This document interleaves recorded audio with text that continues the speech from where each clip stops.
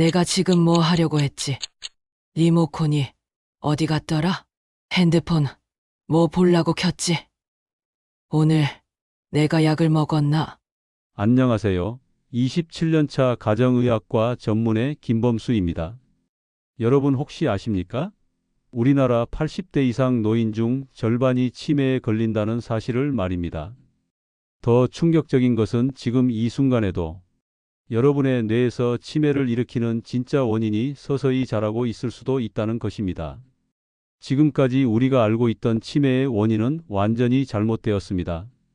베타 아밀로이드 단백질이 치매의 원인이라고 알려져 왔지만 이것은 사실이 아닙니다. 최근 한국 연구진이 세계 최초로 밝혀낸 치매의 진짜 원인을 모르신다면 여러분은 지금 당장 위험에 노출되어 있는 것입니다. 이 영상을 끝까지 보지 않으면 여러분은 평생 잘못된 방법으로 치매 예방을 하게 될 것이고 결국 치매에 걸릴 확률을 스스로 높이게 될 것입니다. 여러분, 60년 동안 의학계가 믿어왔던 치매의 원인이 완전히 틀렸다면 어떨까요?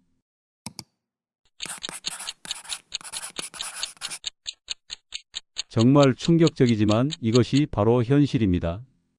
그동안 우리는 베타 아밀로이드 단백질이 뇌에 쌓여서 치매가 발생한다고 알려져 왔습니다. 그래서 수많은 제약 회사들이 20년 넘게 베타 아밀로이드를 제거하는 약을 개발했지만 모두 실패했습니다.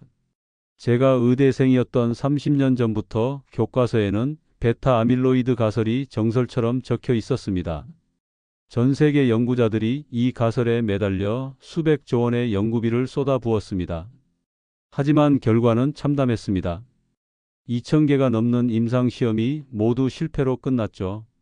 특히 기억에 남는 것은 제가 레지던트 시절에 만났던 한 환자분입니다. 당시 75세였던 조영필 씨 어르신은 베타 아밀로이드 수치가 정상보다 훨씬 높았습니다. 이론상으로는 심각한 치매 증상이 나타나야 했죠. 하지만 놀랍게도 이분은 인지 기능이 거의 정상이었습니다. 심지어 바둑도 잘 두시고 신문도 술술 읽으셨죠. 반대의 경우도 있었습니다. 68세 남진 씨 환자분은 베타 아밀로이드 수치가 그리 높지 않았는데도 심각한 기억 장애와 언어 장애를 보였습니다. 가족들 얼굴도 못 알아보실 정도였죠. 이런 모순적인 사례들이 너무 많았습니다. 최근 놀라운 사실이 밝혀졌습니다. 2020년 한국의 기초과학연구원과 한국과학기술연구원이 공동으로 진행한 연구에서 치매의 진짜 원인을 세계 최초로 발견했습니다. 이 연구는 네이처 뉴로사이언스라는 세계 최고 권위의 학술지에 발표되어 전 세계 의학계에 충격을 주었습니다. 연구진들은 베타 아밀로이드 단백질을 완전히 제거해도 치매가 지속되는 경우와 반대로 베타 아밀로이드가 많이 쌓여도 치매가 발생하지 않는 경우들을 체계적으로 분석했습니다. 그리고 마침내 진짜 범인을 찾아냈습니다. 바로 중증 반응성 별세포입니다. 별세포라는 단어가 생소하실 텐데요. 뇌에는 신경세포 외에도 별세포라는 또 다른 중요한 세포가 있습니다. 이름이 별세포인 이유는 현미경으로 보면 별 모양처럼 생겼기 때문입니다. 평상시에는 뇌의 상태를 일정하게 유지하는 역할을 하는 착한 세포입니다. 별세포는 마치 뇌의 관리인 같은 존재입니다. 신경세포들이 제대로 작동할 수 있도록 영양분을 공급하고 노폐물을 치워주며 혈관과 신경세포 사이의 관문 역할도 합니다. 정말 중요한 세포인 거죠. 하지만 이 별세포가 독성 물질을 만나면 크기가 커지고 가지가 많아지며 수도 증가하면서 성격이 완전히 바뀝니다. 마치 착한 사람이 나쁜 환경에 노출되어 성격이 변하는 것과 비슷합니다. 이렇게 변한 별세포를 반응성 별세포라고 부릅니다. 더 놀라운 것은 반응성 별세포에도 두 종류가 있다는 것입니다. 하나는 독성 물질이 사라지면 금세 원래 형태로 돌아가는 경증 반응성 별세포이고 또 다른 하나는 시간이 지나도 원래 상태로 돌아가지 않는 중증 반응성 별세포입니다. 연구 결과 치매는 바로 이 중증 반응성 별세포가 일으키는 것으로 밝혀졌습니다. 중증 반응성 별세포는 마오비라는 효소를 과도하게 만들어내고 이 효소가 과산화수소라는 독성 물질을 대량 생산합니다. 이 과산화수소가 주변의 건강한 뇌세포들을 무차별적으로 공격해서 죽여버리는 것이죠. 제가 최근에 진료한 69세 현미 씨 환자분의 사례를 말씀드리겠습니다. 이분은 스트레스를 많이 받는 직업에 종사하셨고 최근 들어 기억력이 급격히 나빠지셨다고 하셨습니다. 검사해 보니 베타 아밀로이드 수치는 정상이었지만 스트레스로 인한 중증 반응성 별세포가 발생한 것으로 추정됩니다. 이 발견이 얼마나 중요한지 아십니까? 지금까지 치매 치료제 개발이 계속 실패한 이유가 바로 여기에 있었던 것입니다. 진짜 원인이 아닌 것을 상대로 싸우고 있었으니까요. 마치 화재 현장에서 연기만 끄려고 하고 정작 불은 그냥 둔 것과 같은 상황이었습니다. 실제로 연구진들이 중증 반응성 별세포를 타겟으로 한 실험에서는 놀라운 결과가 나왔습니다. 과산화 수소 생성을 막는 치료만으로도 치매 진행이 현저히 억제되었습니다. 이는 기존 베타 아밀로이드 치료제들이 보여주지 못했던 극적인 효과였습니다. 그렇다면 이 중증 반응성 별세포가 어떻게 생기는 걸까요? 연구팀의 박미경 선임 연구원은 뇌 독성 물질과 함께 스트레스, 뇌손상, 바이러스 감염, 독성 물질 노출 등에 의한 산화 스트레스 증가로 중증 반응성 별세포가 발생할 수 있다고 밝혔습니다. 중증 반응성 별세포가 생기는 원인들을 알아보겠습니다. 연구팀이 밝힌 바에 따르면 주요 원인은 5가지입니다. 스트레스, 뇌손상, 바이러스 감염, 독성 물질 노출, 그리고 산화 스트레스입니다. 첫 번째 원인은 만성 스트레스입니다. 현대인들이 가장 많이 노출되는 원인이기도 하죠. 스트레스를 받으면 우리 몸에서 코르티솔이라는 스트레스 호르몬이 분비됩니다. 단기간에는 문제가 없지만 만성적으로 지속되면 뇌 독성으로 작용합니다. 제가 진료한 환자 중에 54세 하춘아 씨 사업가가 있었습니다. 회사 경영난으로 3년간 극심한 스트레스를 받으셨는데요. 처음에는 불면증과 우울감만 있었습니다. 그런데 시간이 지나면서 집중력 저하와 기억력 문제가 나타나기 시작했습니다. 검사해 보니 스트레스로 인한 뇌의 염증과 함께 인지 기능 저하가 확인되었습니다. 두 번째 원인은 뇌손상입니다. 교통사고나 낙상으로 인한 외상성 뇌손상, 뇌졸중, 뇌출혈 등이 모두 해당됩니다. 뇌손상이 생기면 손상 부위 주변의 별세포들이 일제히 반응성 별세포로 변합니다. 제가 만났던 60세 이미자 씨 환자분은 10년 전 사다리에서 떨어져 머리를 다쳤던 적이 있습니다. 당시에는 가벼운 뇌진탕 정도로 진단받았는데요. 최근 들어 기억력이 급격히 나빠져서 검사를 받아보니 초기 치매 단계로 판정되었습니다. 세 번째 원인은 바이러스 감염입니다. 특히 코로나 바이러스와 같은 바이러스가 뇌의 염증을 일으켜 중증 반응성 별세포를 유발할 수 있습니다.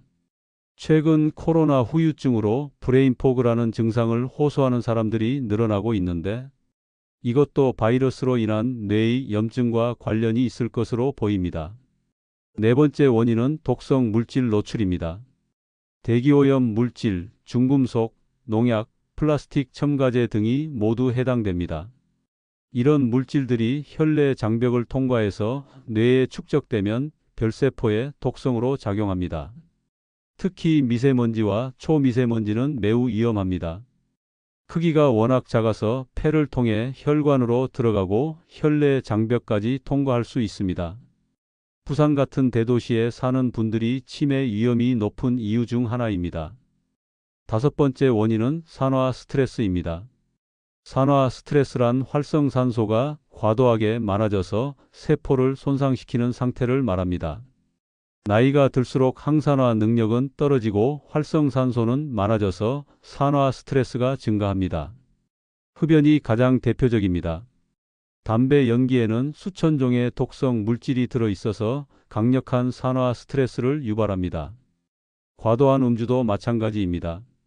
알코올이 분해되면서 아세트알데히드라는 독성 물질이 생성되는데 이것이 활성산소를 대량 생산합니다. 그렇다면 이런 다양한 원인들로부터 우리 뇌를 어떻게 보호할 수 있을까요? 이제 가장 중요한 부분입니다. 중증 반응성 별세포를 예방하는 구체적인 방법들을 알려드리겠습니다. 이 방법들은 모두 과학적 근거가 있는 검증된 방법들입니다. 첫 번째는 스트레스 관리입니다.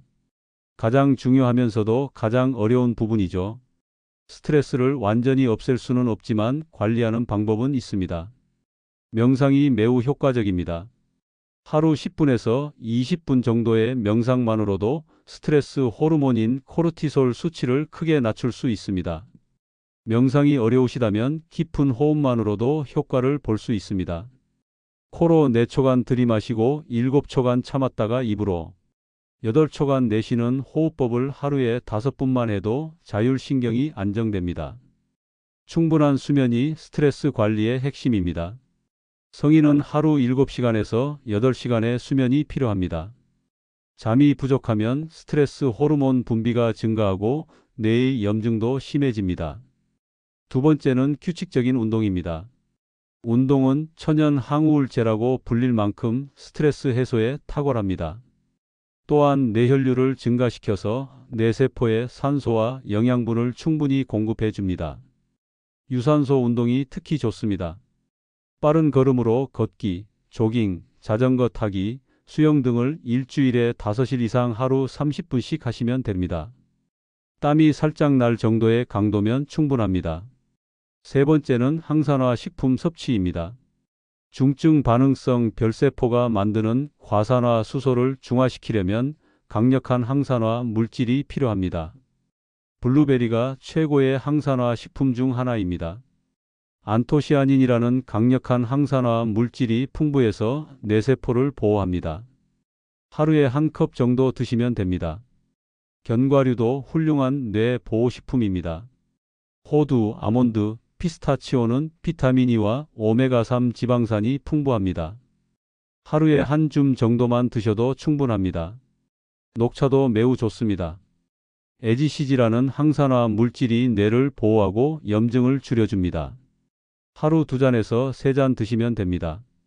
강황도 주목할 만한 식품입니다.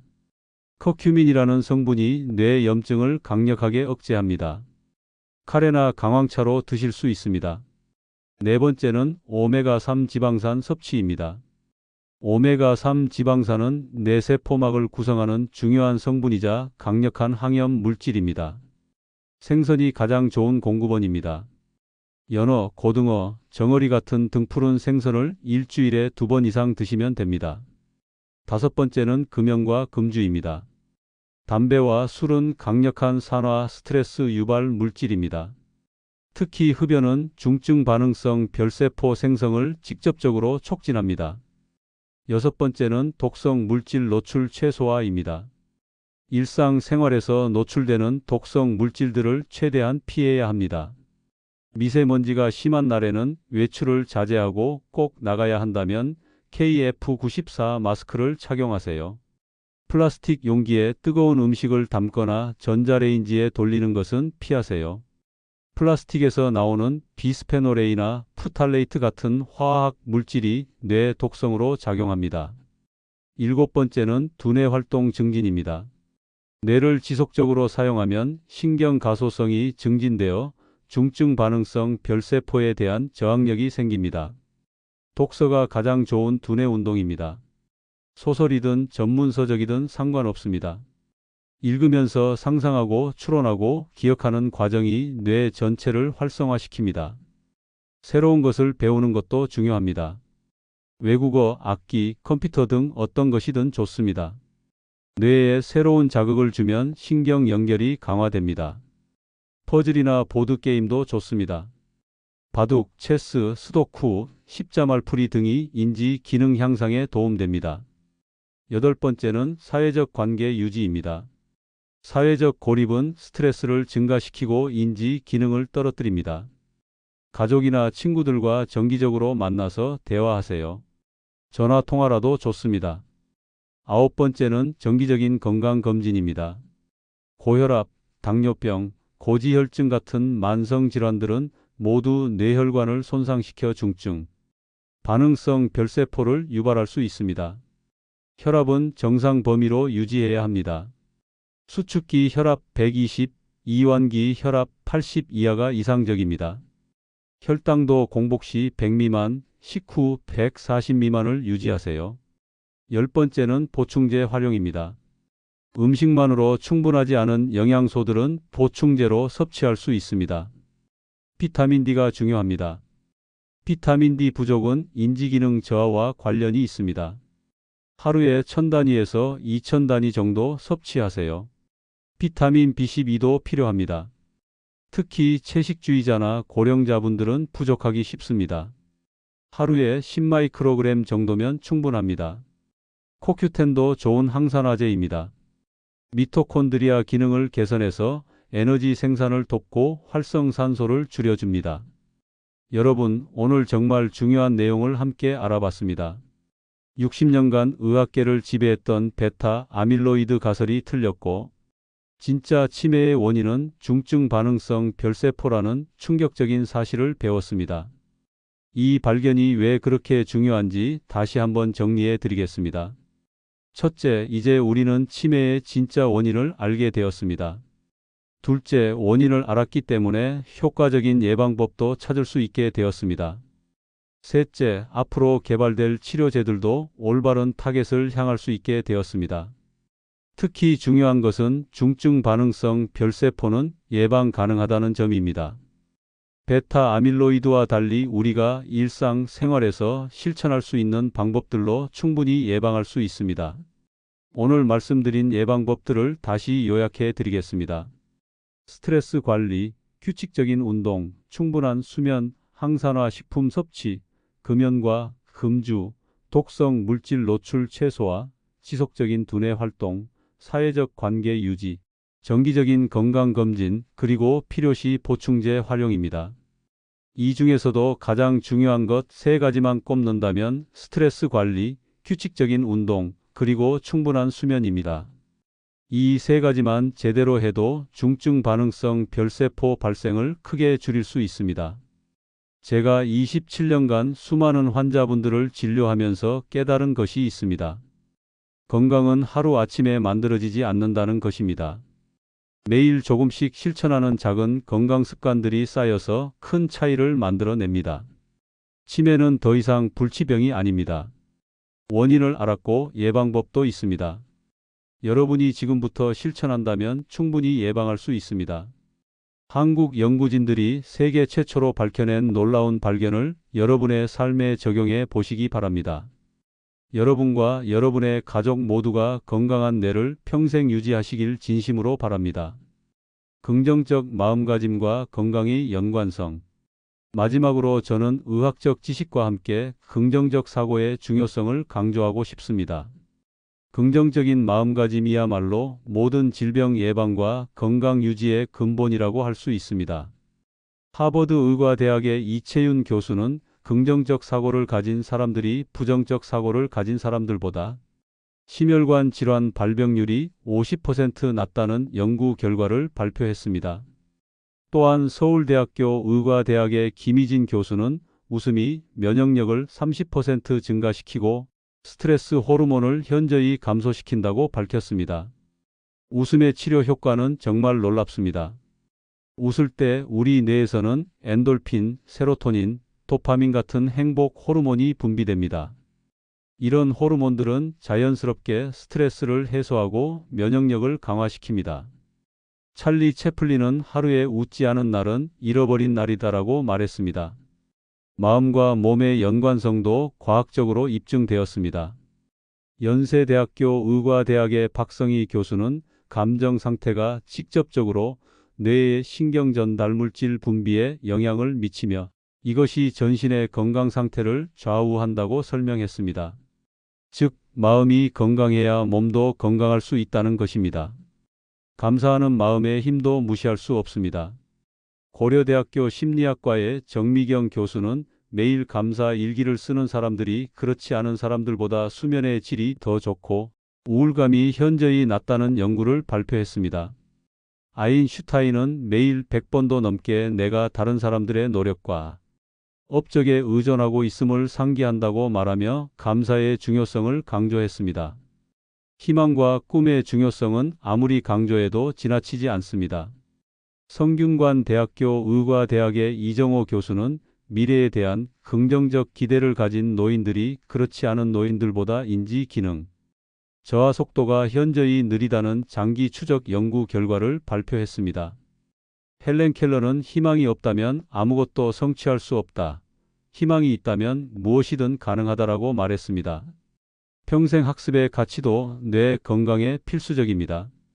서울대학교 노화연구소의 김대수 교수는 새로운 것을 배우는 활동이 뇌의 신경가소성을 증진시켜 치매 예방에 직접적인 도움이 된다고 밝혔습니다.